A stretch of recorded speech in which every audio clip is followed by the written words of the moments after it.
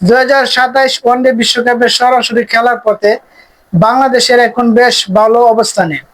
বিপরীতে প্রতিযোগিতায় টিকে থাকার কঠিন হয়ে পড়েছে দুবারের বিশ্ব চ্যাম্পিয়ন ওয়েস্ট ইন্ডিজের জন্য।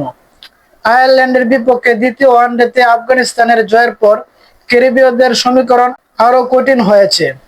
আফগানিস্তানের জয়ে র্যাঙ্কিং এর 8 নম্বর অবস্থান আরো শক্ত করেছে তারা। অন্যদিকে 10 নম্বরে থাকা ওয়েস্ট ইন্ডিজকে এখন তাকিয়ে থাকতে হচ্ছে নিজেদের শেষ 2 ম্যাচের দিকে।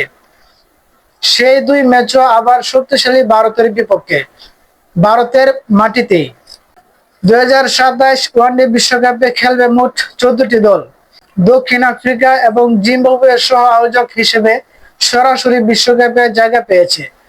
বাকি দলগুলোর মধ্যে 8টি দল সরাসরি খেলবে আইসিসি ওয়ানডে র্যাঙ্কিং এর ভিত্তিতে। তবে আয়োজক জিম্বাবুয়ে র্যাঙ্কিং এর সেরা 8 না থাকায় সেরা নয়, বরং সেরা 9 জনের মধ্যে থাকা একটি দলও সরাসরি বিশ্বকাপে খেলার সুযোগ পাবে। এই হিসাবে বাংলাদেশের অবস্থান গুরুত্বপূর্ণ। বর্তমানে র্যাঙ্কিং এ বাংলাদেশ আছে 9 নম্বরে।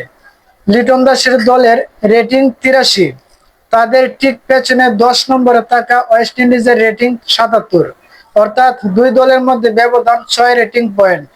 বাংলাদেশের জন্য সবচেয়ে স্বস্তির বিষয় 30 সেপ্টেম্বরের আগে তাদের আর কোনো ওয়ানডে ম্যাচ নেই।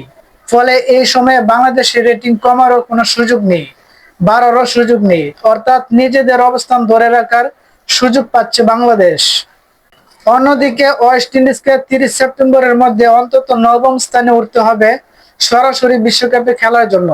ভারতের বিপক্ষে 2 ম্যাচে ভালো ফল করে রেটিং এ উন্নতি করা ক্যারিবীয়দের জন্য তাই বেশ কঠিন। এমনকি ভারতের বিপক্ষে সিরিজ জিতলেও তাদের র্যাঙ্কিং এর সেরা 8-এ ওঠার সুযোগ নেই। সো ফ্রেন্ডস, আপনাদের কি মনে হয় বাংলাদেশকে এইবার 2027 ওয়ানডে বিশ্বকাপে কিছু একটা করতে পারবে?